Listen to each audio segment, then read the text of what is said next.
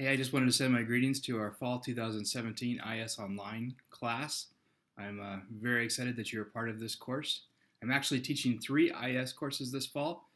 IS 500, Practices of Christian Vocation, as well as IS 502, Practice of Christian Community. And this particular quarter, I actually have the framework for both classes pretty much identical. So I'm going to give you a brief overview of the IS courses, how I come at them, and where I'm coming from, and if there's time, I'll also upload maybe some specific content to one particular class or another. Those of you that are interested in such things, I live in Sacramento, California. Been a part of Fuller Seminary for about 10 years, and I've really enjoyed my time here. My wife is an accountant, lives here in Sacramento too. I guess that's pretty standard.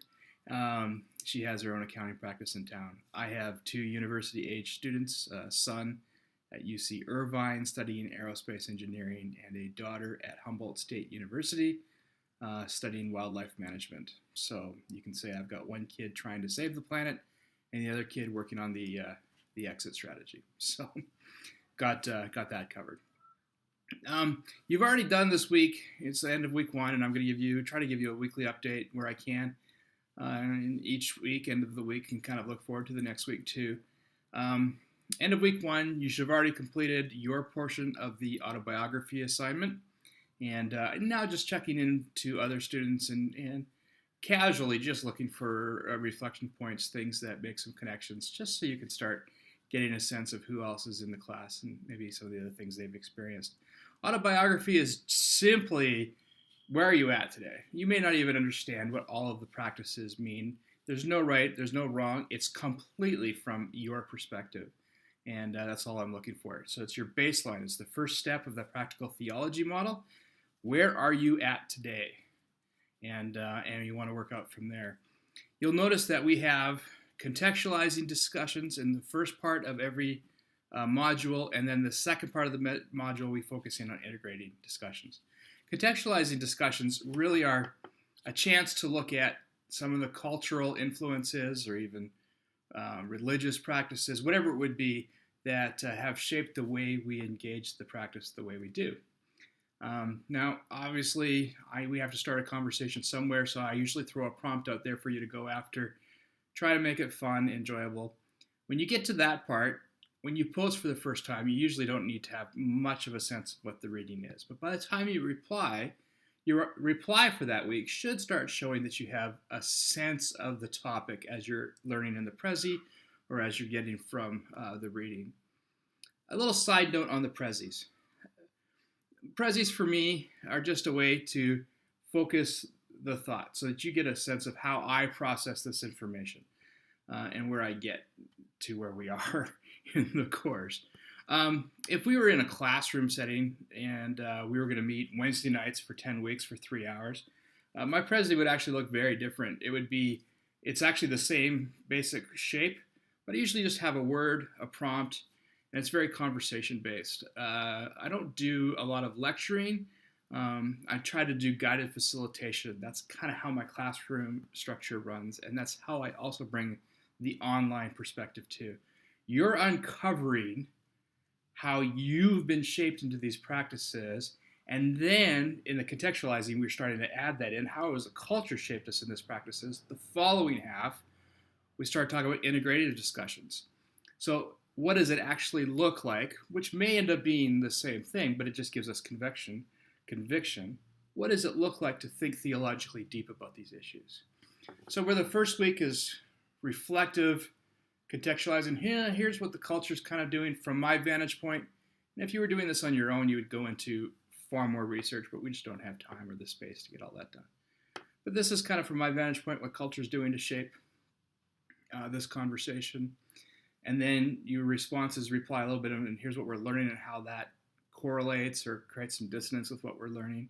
But then the next week is, okay, here is a theological perspective. Obviously, it's not going to be a full theological perspective.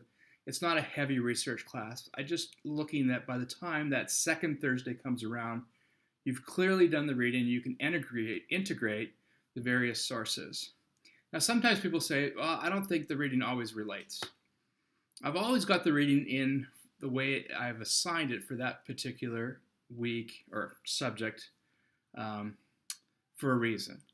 So even though at face value it might not seem obvious, I do encourage you to kind of maybe take it from a different vantage point periodically or look for ways that, well, where are the connection points?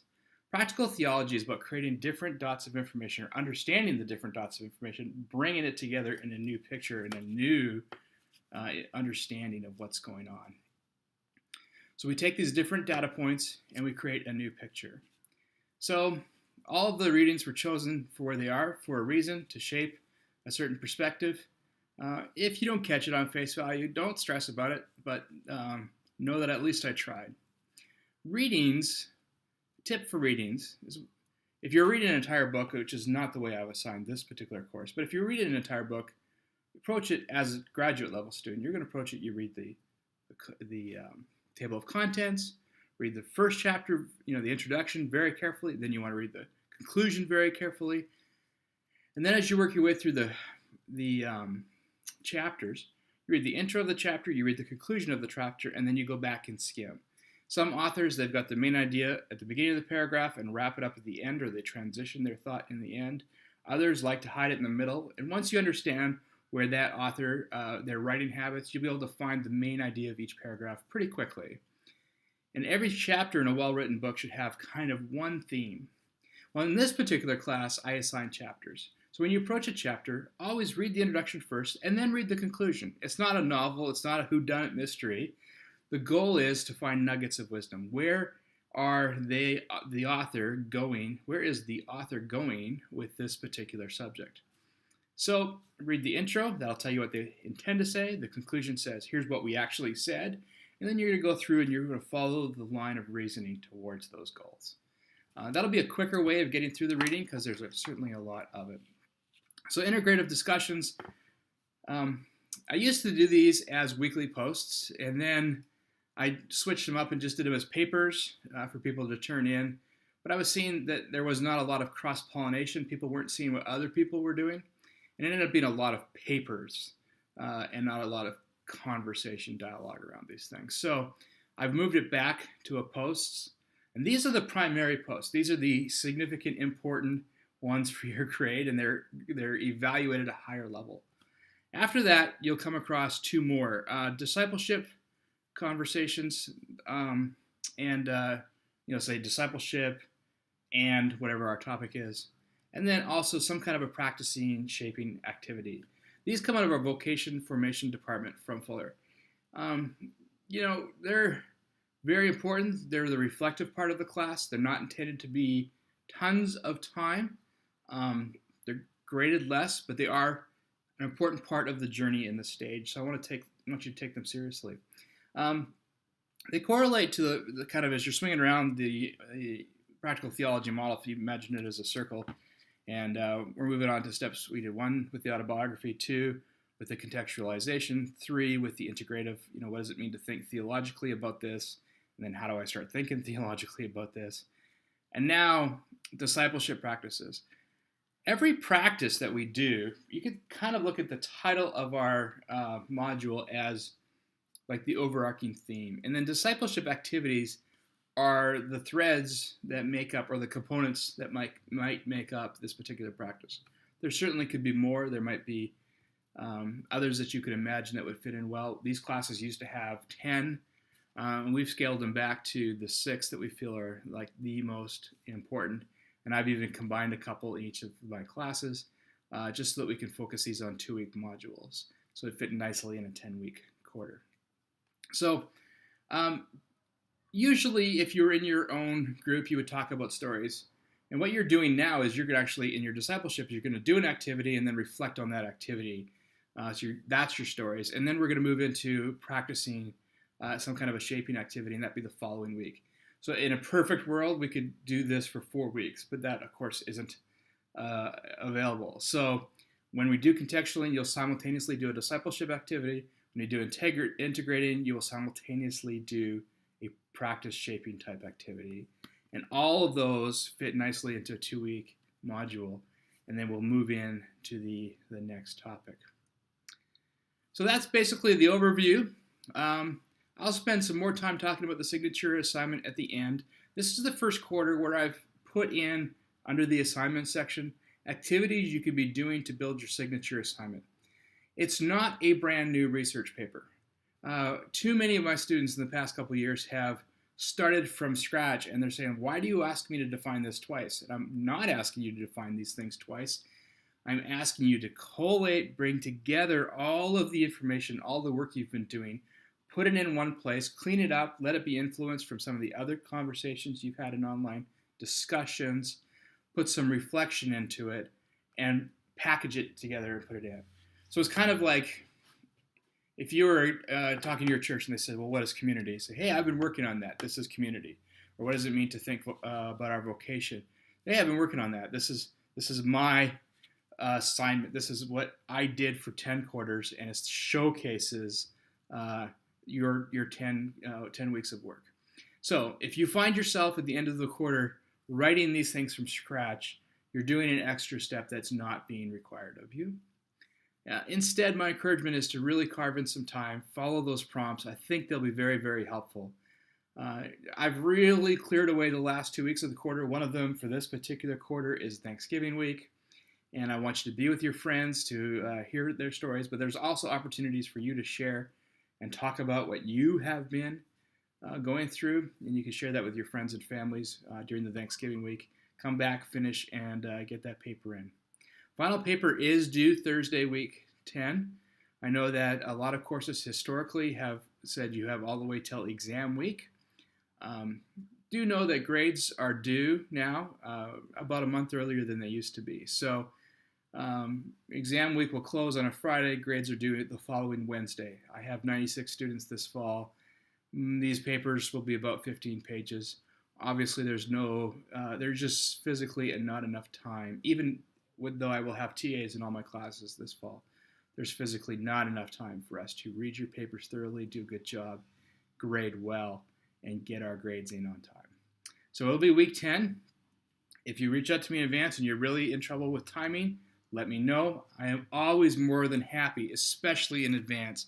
It's a lot easier to work these things out in advance than it is to work them out afterwards. As always, feel free to reach out and connect with me. Email is fine. There's also the email directly in the new Canvas learning management system that we have. And I'm actually probably going to start suggesting that probably is one of the great ways to reach me. It keeps our conversations nice and focused. For me, it's very easy for me to archive and see. If someone asks me a question and it's week 3, 5, 7 of the quarter, I can kind of see some of the comments I might have made to you before. So let's start using the LMS, the Canvas's email feature directly. That would be fantastic. But of course, email me at bradleyhowell@fuller.edu too.